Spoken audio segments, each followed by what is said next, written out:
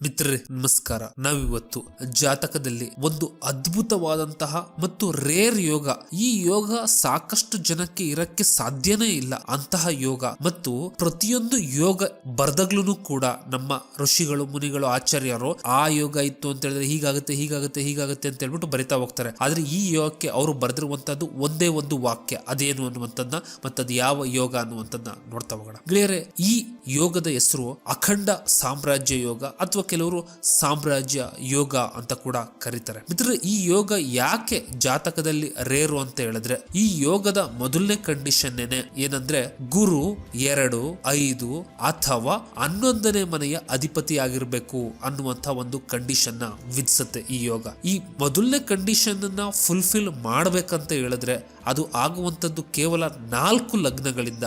ಆ 4 ಲಗ್ನಗಳು ಕೂಡ ಸ್ಥಿರ ಲಗ್ನಗಳಾಗಿರ್ತವೆ. ಯಾವುದು ಅಂತ ಹೇಳಿದ್ರೆ ವೃಷಭ ಲಗ್ನ, ಸಿಂಹ ಲಗ್ನ, ಕುಂಭ ಲಗ್ನ ಮತ್ತು ವೃಶ್ಚಿಕ ಲಗ್ನ. ಯಾಕೆಂತ ಹೇಳಿದ್ರೆ ಈ 4 ಲಗ್ನಕ್ಕೆ ಗುರು 2, 5 ಮತ್ತು 11ನೇ ಮನೆಯನ್ನ ರೂಲ್ ಮಾಡ್ತಾನೆ. ಕ್ಲಿಯರ್? ಇನ್ನ ಎರಡನೇ ಕಂಡೀಷನ್ ಈ ಯೋಗದ್ದು ಏನು ಅಂತ ನೋಡೋದಾಯ್ತು ಅಂತ ಹೇಳಿದ್ರೆ 11ನೇ ಮನೆನೋ ಅಥವಾ 9ನೇ ಮನೆನೋ ಅಥವಾ 2ನೇ ಮನೆಯ ಅಧಿಪತಿಗಳು ಚಂದ್ರನಿಂದ ಕೇಂದ್ರದಲ್ಲಿರಬೇಕು ಮತ್ತು ಗುರು 2, 5 ಅಥವಾ 11ನೇ ಮನೆಯ ಅಧಿಪತಿ ಆಗಿರಬೇಕು ಅನ್ನುವಂಥದ್ದು ಈ ಯೋಗದ ಒಂದು ಕಂಡೀಷನ್. ಯಾವ ವ್ಯಕ್ತಿ ಈ ಯೋಗದಲ್ಲಿ ಹುಟ್ಟುತ್ತಾನೋ ಅಂತಹ ವ್ಯಕ್ತಿ ಒಂದು ದೊಡ್ಡ ಸಾಮ್ರಾಜ್ಯದ ಚಕ್ರವರ್ತಿ ಆಗ್ತಾನೆ ಅಂತ ಹೇಳ್ಬಿಟ್ಟು ಮಂತ್ರೇಶ್ವರನ ಫಲದೀಪಿಕದಲ್ಲಿ ಬರೆದಿದೆ. ಗೆಳೆಯರೆ, ಇದೇ ಒಂದು ಅಖಂಡ ಸಾಮ್ರಾಜ್ಯ ಯೋಗದ ಇನ್ನೊಂದು ಶೇಡ್ಸ್ ಅನ್ನ ಚಂದ್ರಕಲಾ ನಾಡಿಯಲ್ಲಿ ಕೊಟ್ಟಿದ್ದಾರೆ. ಅದೇನು ಅನ್ನುವಂಥದ್ದನ್ನ ನೋಡೋಣ. ಅಗೇನ್ ಮೊದಲನೇ ಕಂಡೀಷನ್ ಸೇಮ್ ಇದೆ, ಗುರು 2 ಅಥವಾ 5 ಅಥವಾ 11ನೇ ಮನೆ ಅಧಿಪತಿ ಆಗಿರ್ಬೇಕು. ಎರಡನೇ ಕಂಡೀಷನ್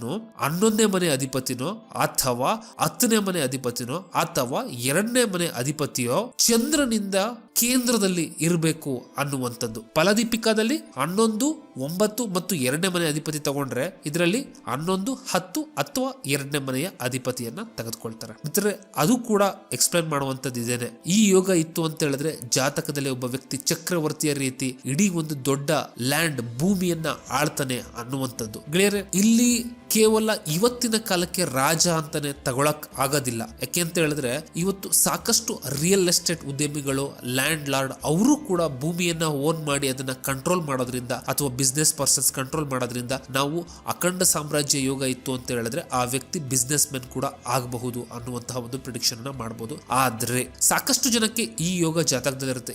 ಆದ್ರೆ ಕೆಲವೊಂದು ಕಂಡೀಷನ್ ಗಳಲ್ಲಿ ಏನು ಅಂತ ಹೇಳಿದ್ರೆ ಚಂದ್ರ ಜಾತಕದಲ್ಲಿ ಬಹಳ ಬಲವಾಗಿರ್ಬೇಕಾಗತ್ತೆ ಮತ್ತು 6, 8, 12ನೇ ಮನೆಯ ಅಧಿಪತಿಗಳು ಈ ಯೋಗದಲ್ಲಿ ಎಷ್ಟು ಪಾರ್ಟಿಸಿಪೇಟ್ ಮಾಡಲ್ವೋ ಅಷ್ಟು ಒಳ್ಳೆಯದಾಗಿರುತ್ತೆ. ಮಿತ್ರರೇ, ಇದಿಷ್ಟು ಅಖಂಡ ಸಾಮ್ರಾಜ್ಯ ಯೋಗದ ಒಂದಿಷ್ಟು ಕಂಡೀಷನ್ ಗಳಾಗಿರ್ತವೆ ಮತ್ತು ಅದರ ರಿಸಲ್ಟ್ ಕೂಡ ಆಗಿರುತ್ತೆ. ಈ ವಿಡಿಯೋ ನಿಮ್ಗೆ ಇಷ್ಟ ಆಯ್ತು ಅಂತ ಹೇಳಿದ್ರೆ ಲೈಕ್, ಶೇರ್ ಮತ್ತು ಸಬ್ಸ್ಕ್ರೈಬ್ ಮಾಡಿ.